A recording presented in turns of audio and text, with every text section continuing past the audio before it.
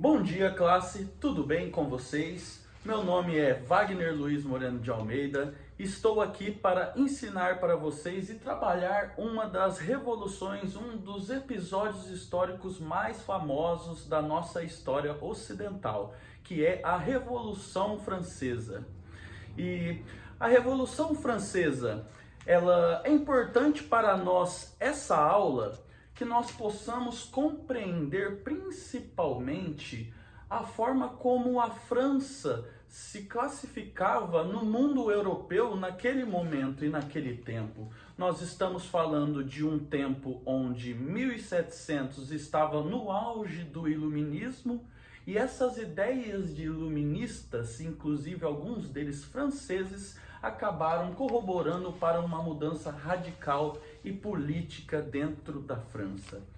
E bom, para entender melhor as nossas habilidades que vamos trabalhar nesta aula, é importante saber que a gente tem que sair desta aula aqui hoje sabendo analisar os impasses que ocorreram naquele tempo.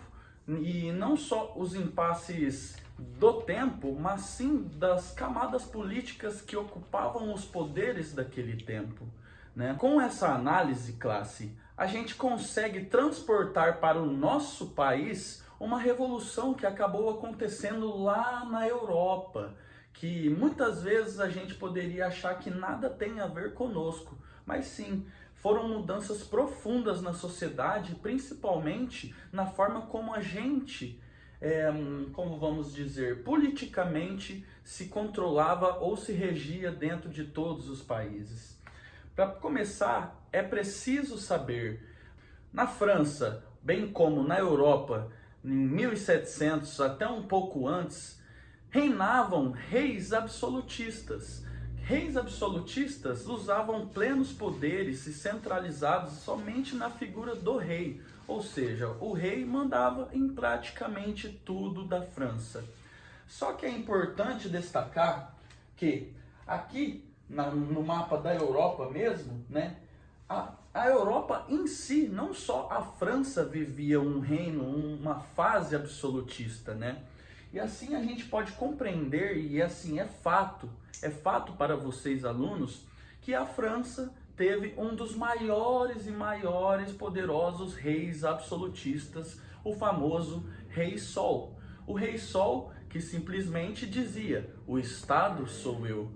Mas quem era o Estado na França antes da Revolução Industrial? O importante, classe, é sabermos que o nosso objetivo é compreender o que levou uma revolução tão grande a acontecer na França.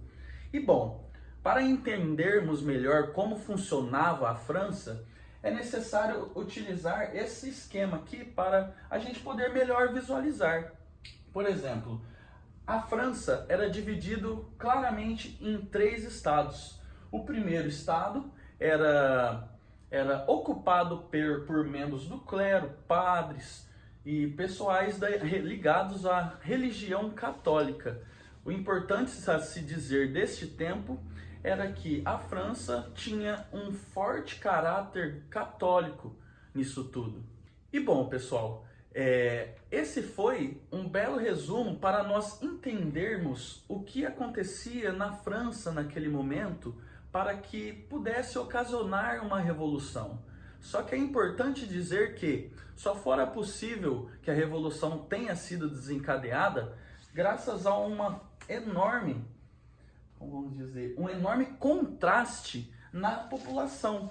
E isso gerou com que essas ideias desses filósofos iluministas tenham sido aceitas pela burguesia. Pois bem, pessoal, para uma primeira aula nós ficamos por aqui, ok? É importante saber, é importante ressaltar que a França estava em uma profunda crise econômica e mudanças precisavam acontecer. E essas mudanças foram ocasionadas por quem? Por um enorme contingente de pessoas ocupando o terceiro estado em função de poucas pessoas que ocupavam a maioria das terras da França. Só que essas pessoas não queriam mudanças alguma. Quem queriam essas mudanças eram esse pessoal todo. E assim a gente pode entender que a França estava a ponto de ebulição para a Revolução Francesa. Nós ficamos por aqui, até a próxima aula, onde entenderemos os passos factuais e realmente o que levou a realmente a queda da Bastilha e a ascensão de um novo líder que depois se provará despota, que será o famoso Robespierre. Nós ficamos por aqui.